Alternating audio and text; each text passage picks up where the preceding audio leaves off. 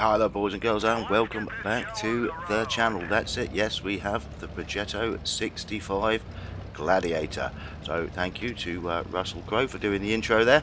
And yeah, obviously the tier 10 tank on the Pan-European line, with the same auto reloading mechanic as you got in the Pantera 44 and Standard B.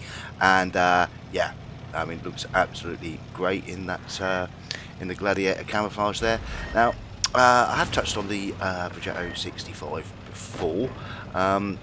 There's no doubt about it. It is an excellent tank, but it was quite heavily nerfed from the tank that it was when it first came out.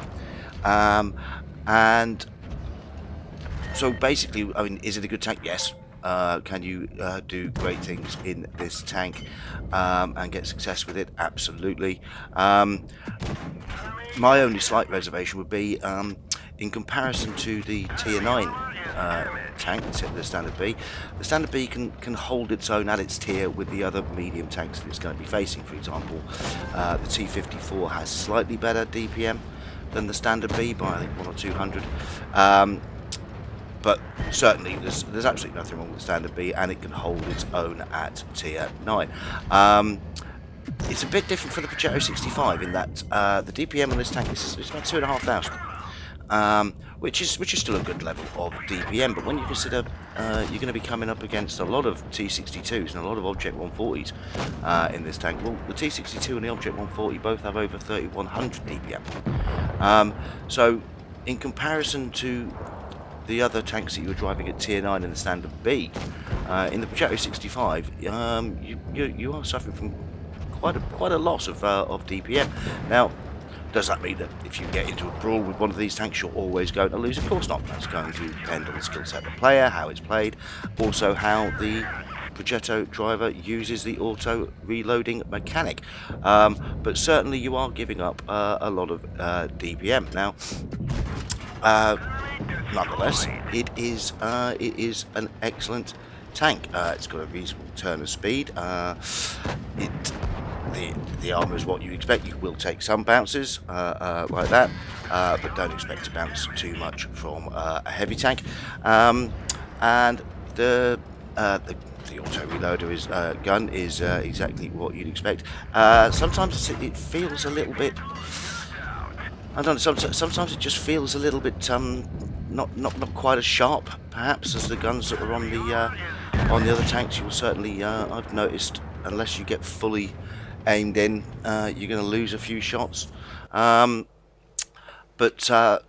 yeah, there's no doubt about it. It is a very good tank. It's a very fun tank to drive, and if you've driven the other tanks and have gotten used to the auto reloading mechanic, you should do well in this tank.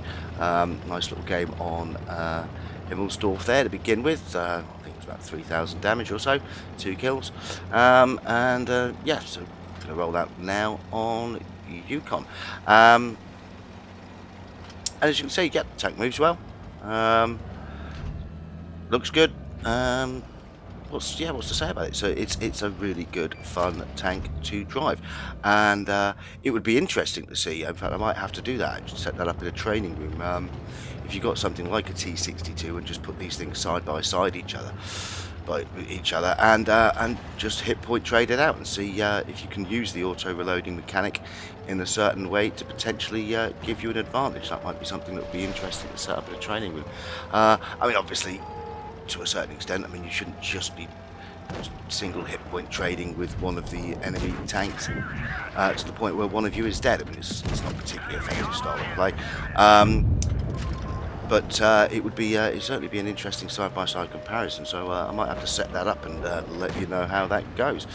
Right, as you can see, we're pushing this flank on Yukon. One of my teammates has already taken a kill. We're 2 tanks up at this point, and we're going to home in on this Death Star. Who doesn't love to do that when you're in a medium tank? and yeah, rather shamelessly using my teammate as cover here, wait for the Death Star to fire, and as soon as he does, hit the speed boost, get over here and start trying to pump in the damage. Teammate clears him up, and that is Mr. Death Star gone from the game. So we've turned this flank now. We're 3 tanks up. It's going to be simply a question now of trying to get as much damage as possible and clearing out these last tanks. I do make a bit of an error here. I pulled back slightly too far. I know that there's a big TD off on my left, and I pulled back too far, not kept the house in between us, so I do take a nasty hit for it there. But we're going to clear these guys up, along with some assistance from our teammates here. So we take out this guy for kill number 1, and we're just going to keep whacking in the shells using the auto reloader, and we clear that guy up for kill number 2. Only one guy left. Done just over 2,000 damage in this tank now, so certainly want to get over here, see if I can get all 3 shells reloaded and clip out this last target. So as I come around the corner here, shell number 3 goes in. So we start whacking them out. There's the 1, 2, and shell number 3 is going to clear this guy up for the kill and the win. So pretty fast and furious game there. Just under 3,000 damage and 3 kills.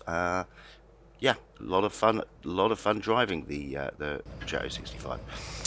Okay, for our last game, got a game from Dennis. He's been playing up the auto reloading line for a little while now, and I'm pleased to say he's finally got his hands on the Progetto 65, which hugely increases my chances of ever showing an ace mastery in this, because I'm probably not going to get one, but Dennis probably will at some point.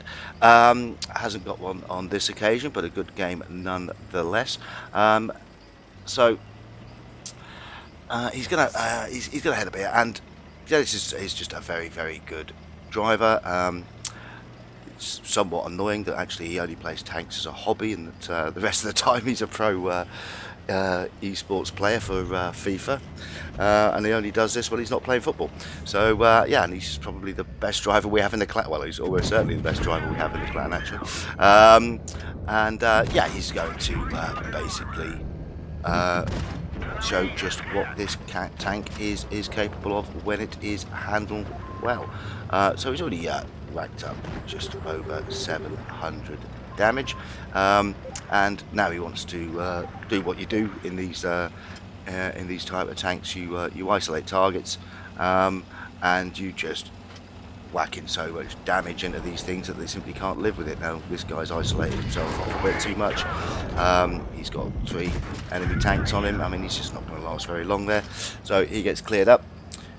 Dennis managing to get a couple of shots in there, up to 1,400 damage now, and yeah, it's looking pretty good for the red team. Still pretty even so far, but these guys are moving well together as a team, focus firing targets, and just shows that how that style of play can be incredibly effective when it is applied well. So Dennis is heading up here. He's spotted off what he's going to zoom home in on as his next isolated target. So in goes shell number 1, and here's shell number 2 to clear him up. Still got 1 loaded. Now he's taking a couple of hits from these guys, but yeah, he's patient, and he waits for this guy and takes him out for kill number 2.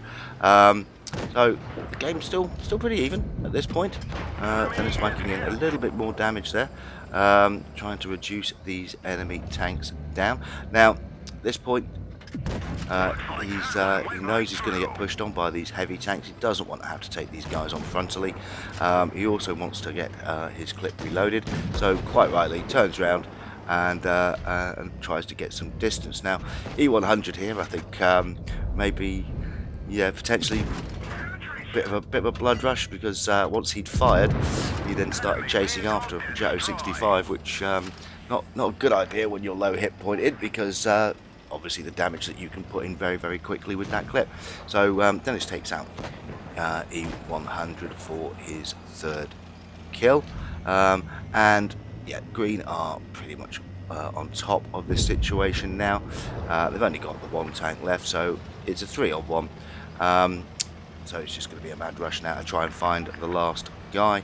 And I think that, as it turns out, the last tank is actually an AFK. So the red team were always going to have a lot of difficulty in this game anyway.